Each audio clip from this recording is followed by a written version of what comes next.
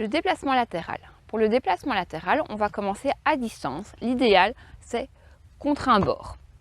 L'idée va être d'envoyer le cheval avec une trajectoire sur un demi-cercle et ensuite de le pousser à continuer le long du bord.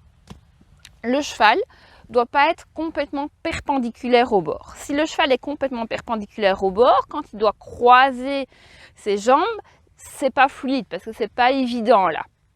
Donc on va le laisser avec un léger angle, un léger oblique, afin d'avoir un mouvement beaucoup plus fluide. Toujours les épaules avant les hanches.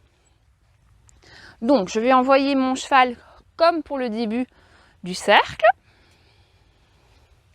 Je pousse les épaules. Et quand il arrive face au bord, je pousse le corps à partir là. Là, il manque un peu de hanche, donc je viens diriger le stick vers les hanches. Je viens toucher si nécessaire. Là, c'est la bonne oblique. Je continue et je pousse au milieu. S'il manque des épaules, je pousse au niveau des épaules. Ma main droite, elle monte la direction et elle pousse la tête. Ensuite, je diminue les mouvements de stick. Je reprends un peu plus de hanches. Là, j'ai demandé trop de hanches pour avoir l'oblique parfaite. Et je termine en désengageant complètement.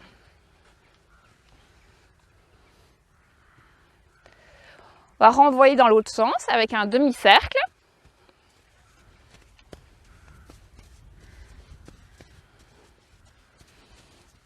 Pareil, direction vers le fond de la piste. Je pousse épaule ou hanche ou au milieu entre les deux quand le cheval a la bonne orientation. Ici, j'ai repoussé un peu la tête en réavançant avec ma main.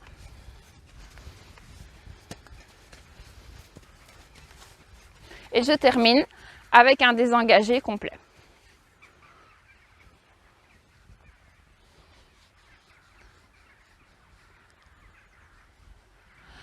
Alors, quelques erreurs courantes qu'on voit pour ce déplacement latéral, c'est par exemple de mettre comme direction pour le cheval ceci, qui est au-dessus de la clôture. Vas-y, saute le pare-botte, saute la clôture. Donc la direction, c'est vraiment au fond de la piste.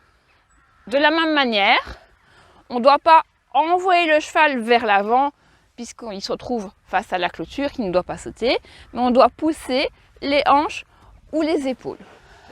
Par la suite, l'idée est de faire ce déplacement latéral au milieu de la piste et donc ce sera intéressant que le cheval puisse comprendre qu'il doit aller vers le fond et pas vers le bord.